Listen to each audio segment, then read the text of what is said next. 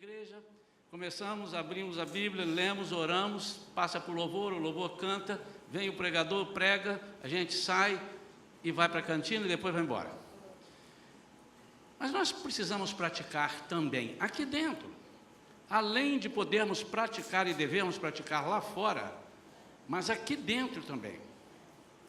E hoje Deus me deu uma palavra, eu quero pregar o mais curto possível, porque nós queremos usar desse expediente, nós queremos orar, nós queremos utilizar isso que Deus colocou no meu coração, e para que os irmãos percebam como muitas vezes passa desapercebido das nossas vidas, nossos olhares não contemplam coisas que nós precisamos fazer enquanto servos de Deus.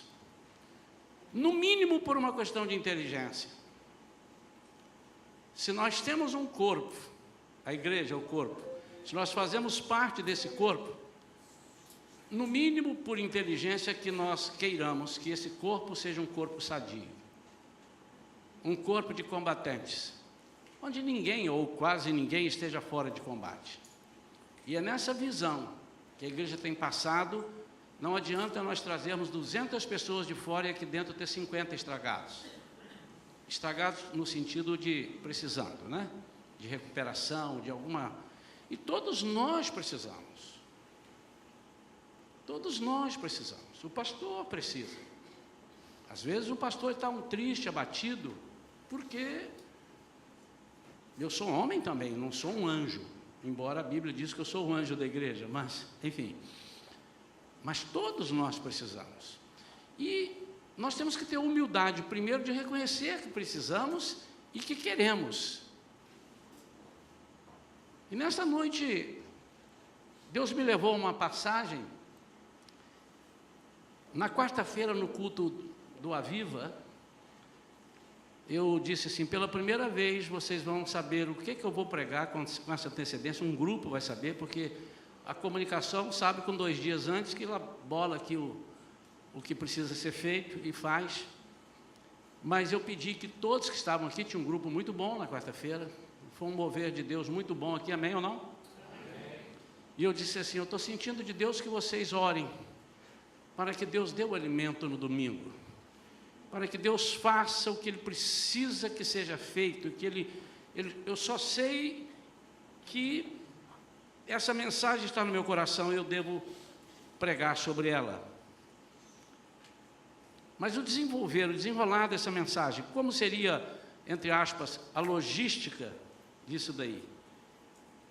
Eu queria que vocês orassem, e que vocês viessem queimados de casa, que vocês ajudassem, a ponto de contagiar os demais irmãos. E esse é o pedido que também eu faço para a igreja, que a partir de hoje, se não fazíamos isso, passemos a fazer.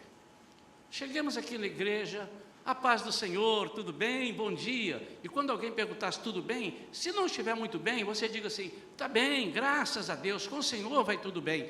E depois você até pode pedir oração e tudo, mas é desanimador quando a gente vai falar, oi irmão, tudo bem? Está nada, está ruim demais. Oi irmão, e aí, tudo bem? Ih, você nem sabe. Então a gente fala, não vou perguntar o terceiro que ele vai cair morto. Não é verdade? E nós temos que chegar e animar as pessoas. Então, se a pessoa está triste, nós vamos animar, porque ele pode dizer isso, está, e ele está. E se ele está, ele não vai dizer, eu estou mal, mas... Não, ele vai dizer, eu realmente estou precisando. Então, o que você tem que fazer? Amado, força. O Senhor é a nossa força. Entre com um sorriso. Olá! Vamos dar um sorriso, vamos chegar... Irmãos, às vezes nós parecemos muito carrancudos. Chegamos na igreja. Pode ser. Passeou aonde, irmão? Não é verdade? A paz. Havia uma irmã lá na igreja que eu fui membro durante uns anos, você sabe disso, ela trabalhava ali na porta, e as pessoas chegavam, ela tinha unção da porta. E os irmãos chegavam, ela tinha um sorriso bonito, redondo assim, todo. Aí ela, a paz! Quando ela falava assim, os alicerces tremiam. Irmã Enide, a paz, meu irmão, a paz. Você já imaginou, irmão, você chegar num lugar e a pessoa dizer, rapaz, ou você chegar e dizer, rapaz.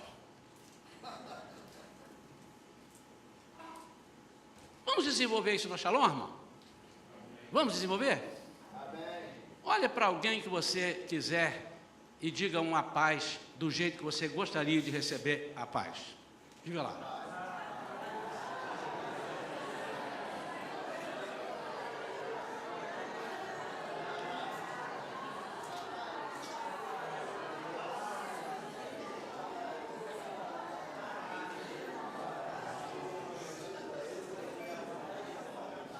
Tudo bem, meu amado? Mais ou menos. Não fica assim não, querido. O Senhor é poderoso. Fica forte. O que é que você está precisando? Deixa eu orar contigo. O Senhor vai te fortalecer. Amém. Topa? Vamos lá? Topa, Então vem cá, vamos orar. Pronto. Aí. Duvido que o diabo fique. Duvido que o diabo fique. Alguns fizeram isso. Hoje eu cheguei aqui, alguns irmãos falaram, pastor, você está bonito, hein? O segundo falou, pastor, você está chique.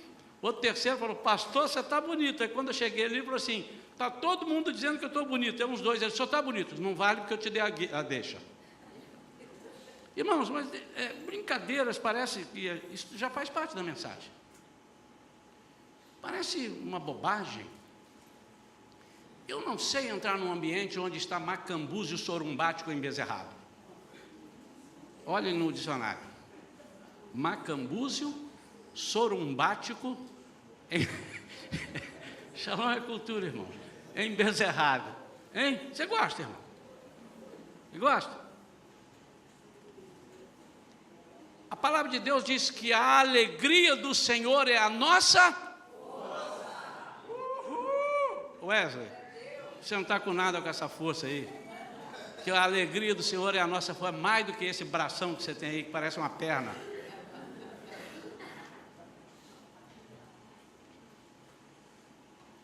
Abra sua Bíblia em Neemias. Ih, agora que eu quero ver. Neemias. Perdão, não é Neemias. É sim, é Neemias. Claro que é Neemias. Quem falou que não é Neemias? Neemias está depois de Esdras. No Antigo Testamento.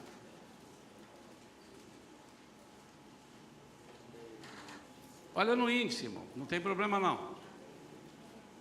Capítulo 1, nós vamos ler 4 versículos, capítulo 2, vou ler 5 versículos. Diz assim, acompanhe comigo na unção. Põe a mão na sua Bíblia agora. Se a sua Bíblia é um celular, eu vou deixar hoje, mas deixe de usar o celular como Bíblia na igreja. Sabe por quê, meu irmão? Você vai abrir a Bíblia e vai entrar uma bandeira de um zap, coisa, e vai te desviar. É por isso, eu não sou contra. Eu tenho a minha Bíblia ali no celular, de vez em quando eu uso. Mas aqui, eu vou entrar e entra assim, oiê, tudo bem com você? Posso falar contigo agora? Entrou um zap. Ainda que você não atenda, já te desviou a atenção. Daqui a pouco entra outro. Daqui a pouco entra outro. Daqui a pouco entra outro.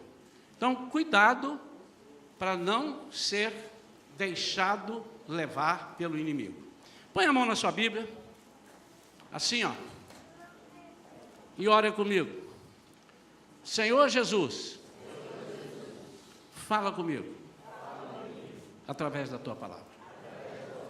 Ao ler estes versículos, me dê a palavra rema. A palavra rema é a palavra direta, revelada. Que eu possa entender o que Tu queres de mim. Fala comigo, Senhor. Amém. Palavra de Neemias, filho de Acalias.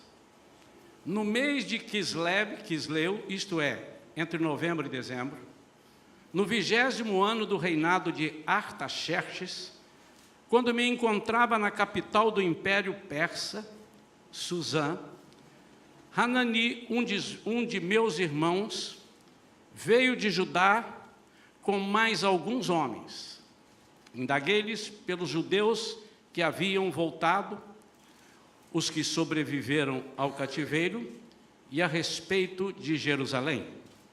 E eles me informaram: aqueles que sobreviveram ao cativeiro e estão vivendo lá na província, passam por grande tribulação, privação e humilhação. Tendo ouvido este relato, assentei-me e chorei amargamente. Lamentei por alguns dias e coloquei-me em jejum e oração diante do Deus dos céus. Capítulo 2 diz: no mês de Nissan, Abib, isto é, entre março e abril, do 20º ano do rei Artaxerxes, na hora de servir-lhe o vinho, levei-o ao rei. Nunca antes eu havia me apresentado com um semblante triste na presença dele.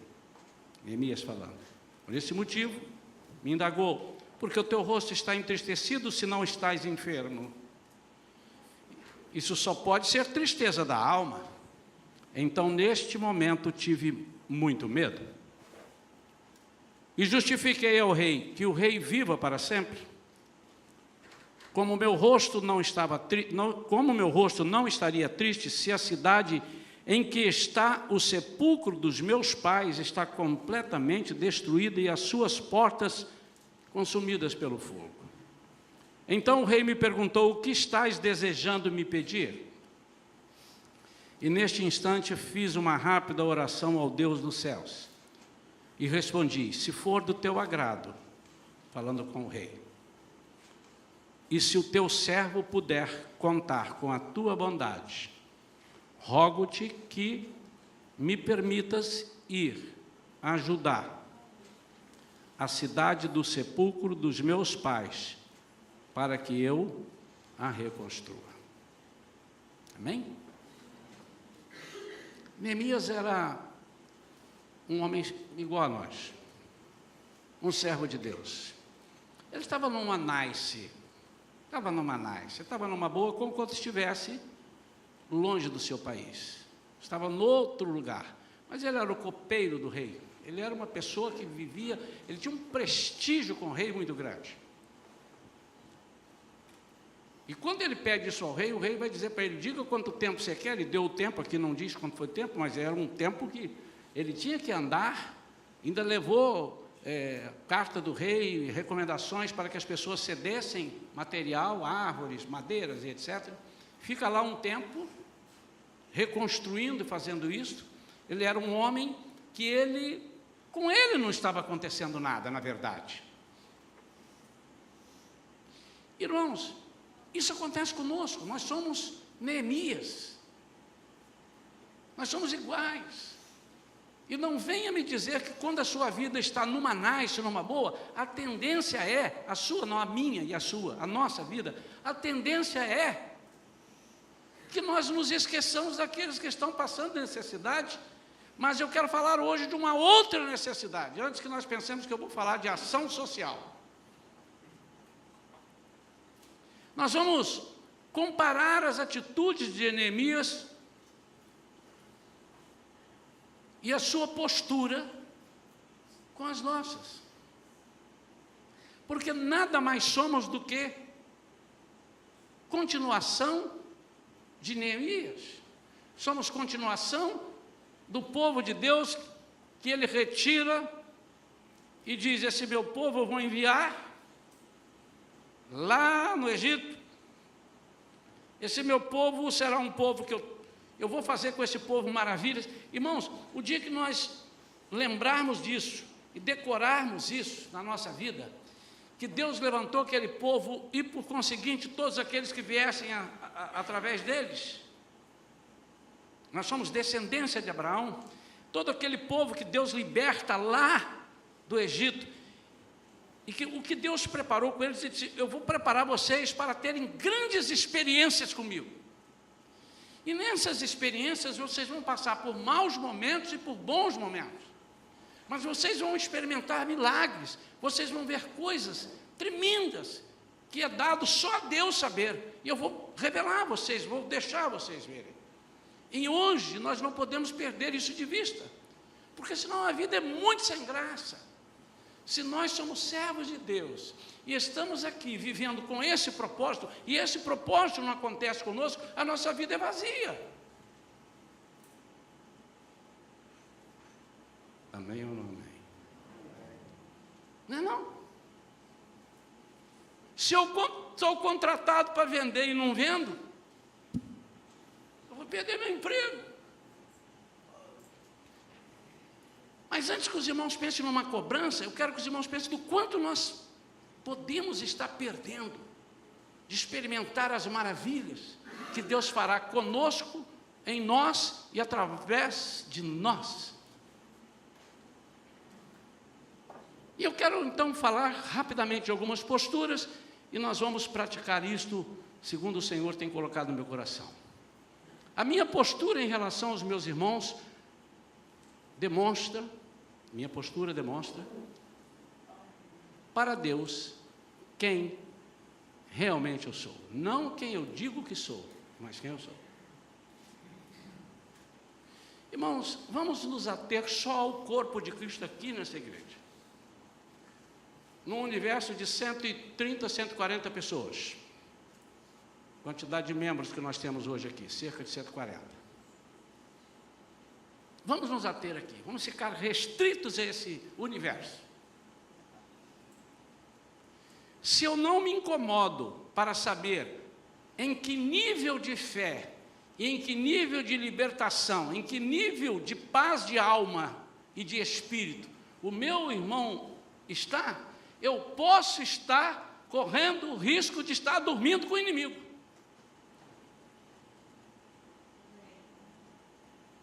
Eu posso estar correndo o risco de estar perto de alguém que está à beira de um ataque de nervos.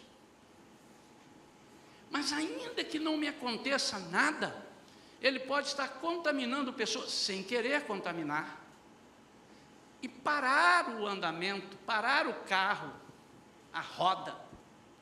E nós nos tornarmos não uma igreja vitoriosa, não uma igreja vencedora, mas uma igreja que anda de lado, que anda mancando, que anda cocheando. Uma hora está tudo bem, outra hora está tudo mal. Isso é cochear. Manca.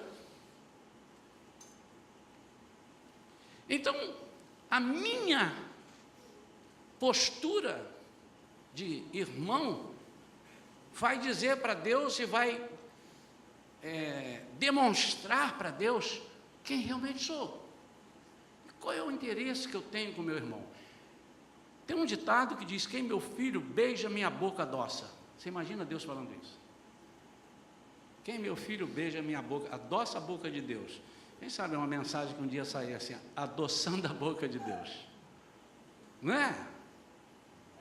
Lembra que eu comentei aqui, num dos cultos últimos 2 ou 3, quando Deus aparece em sonho a Salomão e te pede o que quiseres que eu te dê? E ele diz: eu quero sabedoria e conhecimento. Quem é que pode dirigir esse teu grande povo, se não for através da sabedoria e do conhecimento do Senhor? Ele diz: porque houve isto no teu coração. Houve o quê? Você se importou em dirigir bem o meu povo. E entendeu que não consegue se não for com a minha sabedoria. É isso que ele está dizendo. Eu vou te dar essa sabedoria, mas vou te dar também riquezas, honras, tudo que você não pediu. Irmãos, isso é uma questão de lógica. Pastor, isso não está nesse contexto. Está assim, irmão. Então eu vou te dar outro contexto. E os discípulos conversando com Jesus disse assim: olha só, mas eu estou muito chateado com vocês, porque, eu vou dar um exemplo, quando chegar lá no dia final, que vocês chegarem todos alegrinhos na minha frente, eu vou dizer para vocês assim: olha só, queria lembrar vocês que eu estive preso e vocês não foram me visitar. Eu estive nu e não me vestiste. Eu estive com fome e não me deram de comer. Isso, você lembra disso, Pedro? Você lembra disso, João? Não, você lembra? Não. Mas quando é que o senhor esteve preso? Quando é que o senhor teve fome que nós não estamos lembrando? O que ele respondeu? Quando um desses meus irmãos, meus filhos, meus pequeninos estiveram nessa situação, estive eu.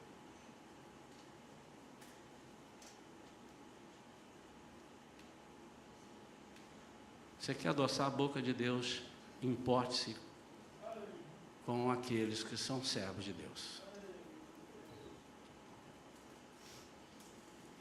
Os meus irmãos podem estar sendo alvos do ataque do inimigo, e eu preciso libertá-los das garras do inimigo. E Neemias 6, ele já está lá, está construindo e diz assim: tendo ouvido Sambalate, Tobias, Gesem, o árabe, e o restante dos nossos inimigos, que eu tinha edificado as muralhas, e que nelas não havia mais nenhuma brecha, embora até então eu não tivesse instalado os portais em seus devidos lugares, Sambalate e Gesem mandaram-me o seguinte convite: vem, vamos encontrar-nos em uma das aldeias da planície de Ono. Eles, entretanto, estavam tramando fazer-me algum mal. Quem eram esses? Os inimigos que já estavam atuando na vida dos irmãos de lá, e que estavam felizes com a destruição dos muros, estavam felizes com a destruição e com a vida degradante que os irmãos estavam levando.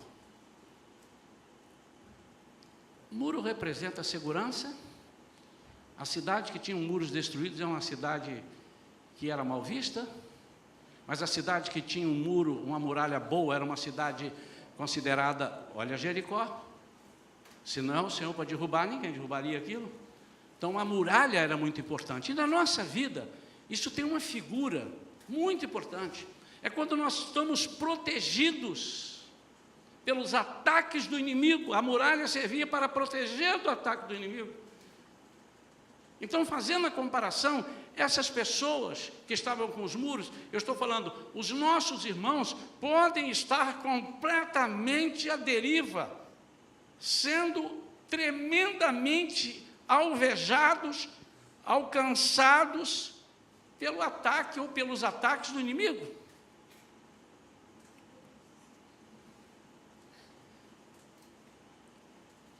E Neemias, quando percebeu isso, ele disse: não, eu preciso restaurar o muro dos meus irmãos. Então, a mensagem de hoje, eu já preguei sobre restaurando os nossos muros. Vamos restaurar seu muro, irmão, cuidado. Mas hoje eu quero restaurar os muros dos meus irmãos, porque talvez você não precise de uma restauração, porque você está com a vida restaurada. Mas seja grato a Deus e ofereça a restauração que Deus te deu. Ofereça ao seu irmão que não está conseguindo te alcançar no mesmo nível de fé.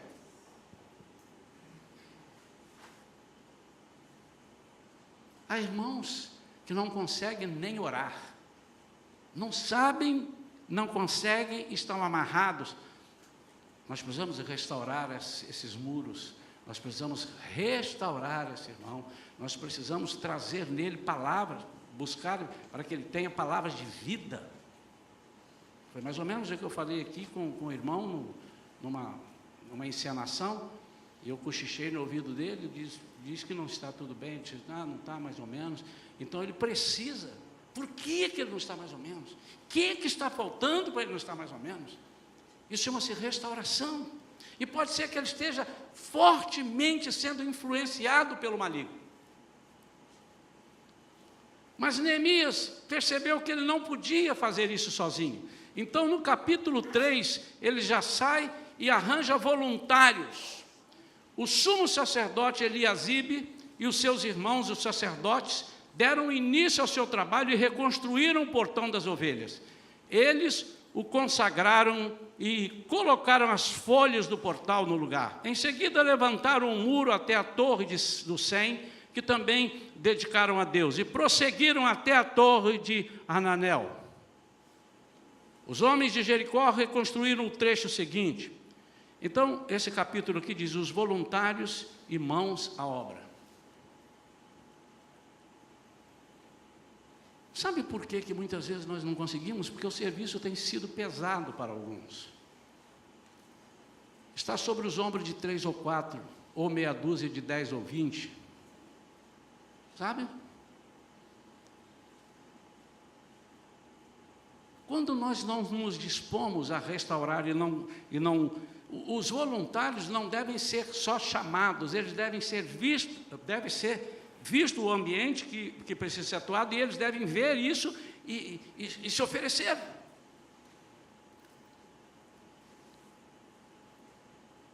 Eu gosto muito quando as pessoas dizem assim: eu posso te ajudar? Ou então eu vou te ajudar? Do que a pessoa se sim, quer ajuda? Meu sogro dizia que quem pergunta quer ajuda é porque ele não quer ajudar. Ou então aquele que está com um doce na mão fala assim, você quer? Eu falei, não, se você quer, você já oferece aqui, eu trouxe um doce para você. Se a pessoa não quiser, fala assim, não, muito obrigado, aí você pega de volta. E tem uns que falam, quer um doce? Fala rápido que está acabando.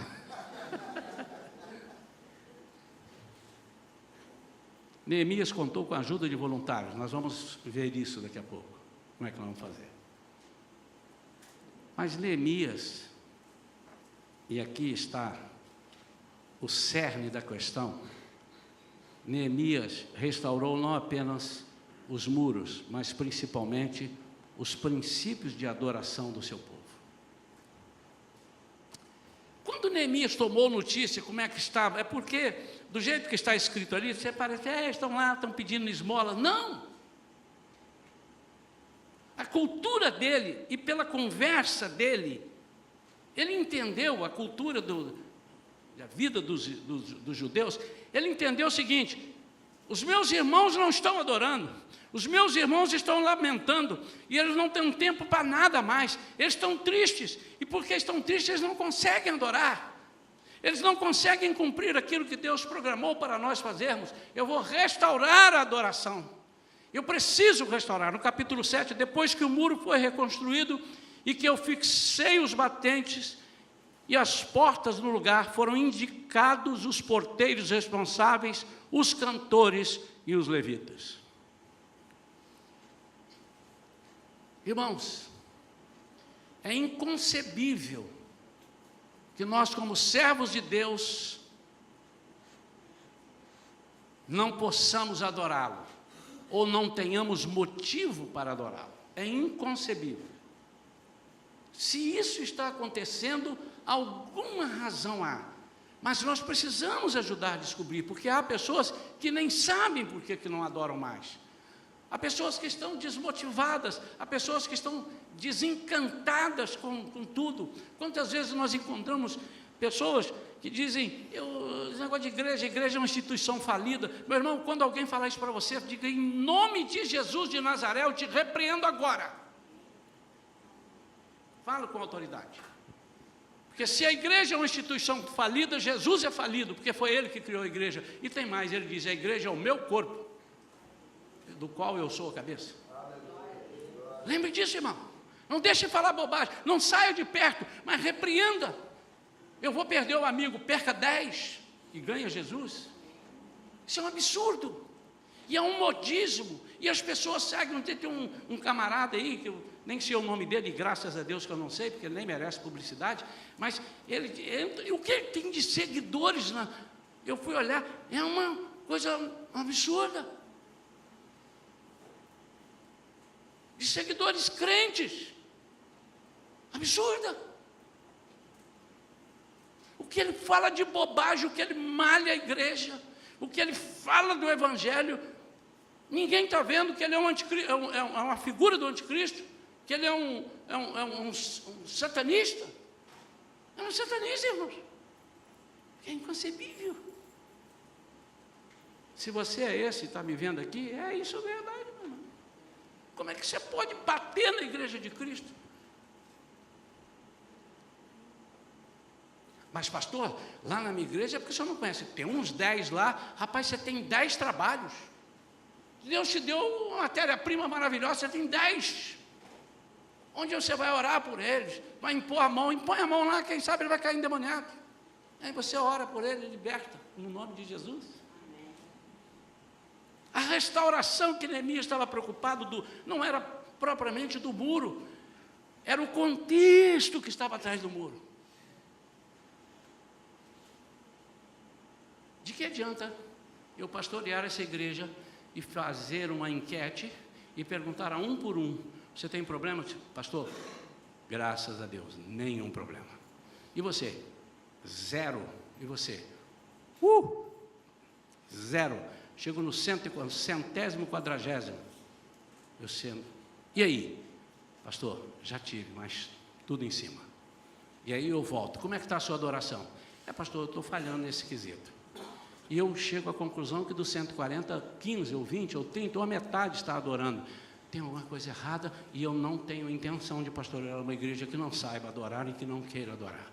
Porque quanto mais você adora, mais o Senhor manda anjos ao seu redor, mais o Senhor manda o Espírito Santo. Você não tem noção do que acontece com a adoração. Hoje eu estava conversando com os jovens ali no gabinete, dizendo como é importante você ouvir a voz de Deus. Há várias formas, né, de exemplos. Eu já contei isso aqui uma vez.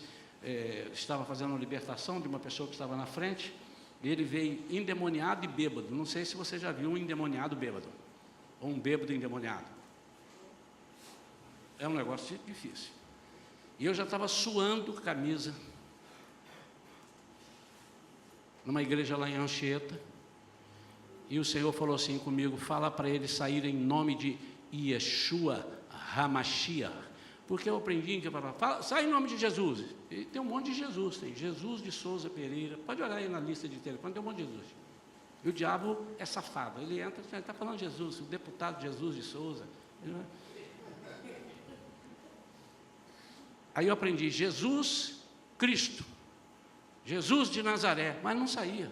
Aí Jesus soprou no meu ouvido: saia em nome de Yeshua HaMashiach. Sabe o que diz isso? Jesus, o Messias. Meu amado, foi a primeira vez. Eu fui no ouvido dele, consegui chegar perto do bafo. Minha esposa lembra disso. E quando eu falei, ele deu um pulo de costa e caiu lá depois da Vânia, assim, ó. É verdade. Pum, no meio das cadeiras. E levantou bom, sem cachaça e liberto. Você acredita se quiser. Vou dar o nome da igreja: Igreja Metodista de Anchieta. Saudações, meus irmãos. Lembram disso? Alguns anos depois, a igreja montou uma banda, os jovens, chamado Banda Yoshua. E ele disse que foi por causa disso. Olha, errou no nome, que não é o Oshua, é Yeshua. Yoshua é Josué. Yeshua. Banda Yeshua. Por causa dessa experiência, ele falou: pastor, eu nunca vi daqui. Mas, tempos depois, eu estou lá em Seropédica. E sai, demônio, em nome de Jesus e tal. Aí eu lembrei do Jesus, o Messias, e fui nele. Sai em nome de Yeshua HaMashiach. Olhou para mim e continuou. E agora? Aí o Senhor soprou no meu ouvido: hoje não é assim. Me adore. Aí eu comecei: aleluia, aleluia, glória ao nome do Senhor, aleluia. Aí tinha 3, 4, a igreja já tinha ido fechado, já tinha ido todo mundo embora. Ficou o pastor, mas algumas pessoas, uma irmãzinha, lembra disso? Ela no chão, toda assim, colhendo e tal. E aí os irmãos começaram: aleluia, aleluia. Eu falei: irmão, só isso, glória a Deus, aleluia. Ela botou a mão no ouvido e gritou: para com esses milhões de pessoas gritando aleluia no meu ouvido. Zup, vazou.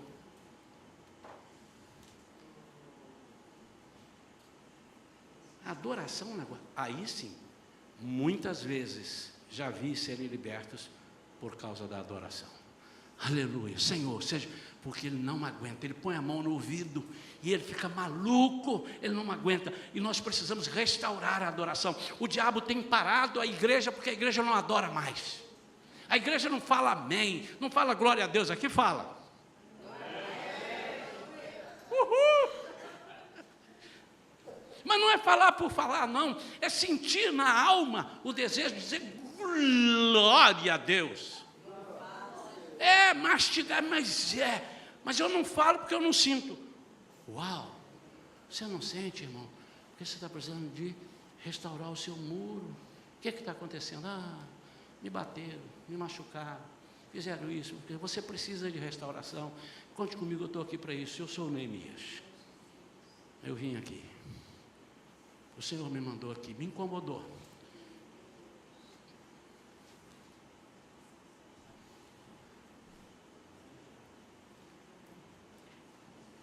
Conclusão: Neemias não enxergava somente ações de ajuda social, mas restauração total. Muitas vezes nós estamos engordando o peixe. Muitas vezes nós estamos dando muito para as pessoas, mas nós não estamos restaurando a vida da pessoa através do poder do Espírito Santo. O propósito de Jeremias era restaurar o seu povo na essência para a qual eles foram criados e preparados. E a essência é: Deus criou o homem para o louvor da sua glória. Se você não louva, se você não adora, quem sabe os seus muros, olha lá, estão daquele jeito ali. Quando os nossos muros estão danificados, nós somos presa fácil para o inimigo. É ele quem nos impede de servir a Deus na essência da adoração. E é isto que nós vamos trabalhar nesta noite. Acabei a pregação. Só há uma pessoa aqui, não, perdão, só há uma hipótese aqui de nós não podermos conseguir isso. A hipótese é você que está precisando não dizer que está precisando. Aí não é como.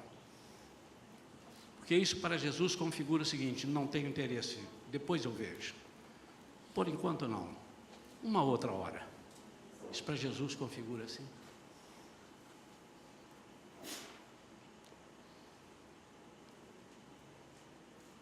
Quantos prestaram atenção na mensagem?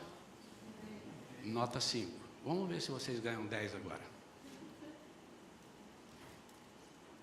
Eu sou Neemias, tá, irmãos? Agora estou no lugar de Neemias. Tem alguém aqui que precisa de uma restauração? Se tem, levanta a mão. Fica com a mão levantada. Olha para trás. Vou precisar de voluntários. Vou precisar de voluntários. Quem precisa de restauração em alguma área da sua vida, em nome de Jesus, você não vai sair daqui hoje à noite sem ela. Não vai. Eu vou repetir, não vai. Amém. Não vai. Amém. Sabe o que é isso? Assim seja. Agora troca o amém por eu concordo. Não vai. Eu concordo. Tá bom. A Bíblia diz: quando dois concordarem acerca de qualquer coisa na terra, será concordado no céu. Uau! Quantos precisam de restauração? Levante a sua mão e fique com ela. Em alguma área. Eu estou precisando de voluntários.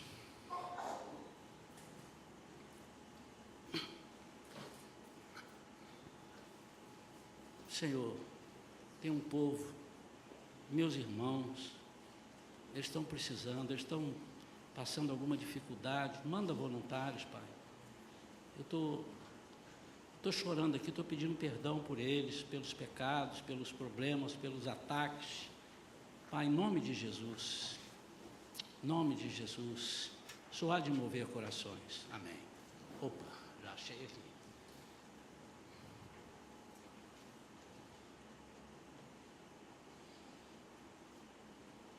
Quantos precisam de restauração? Levanta bem alto. Vai sobrar para nós, irmãos. 4, nós vamos ter que arregaçar a manga e ficar aqui até umas 10h30 da noite.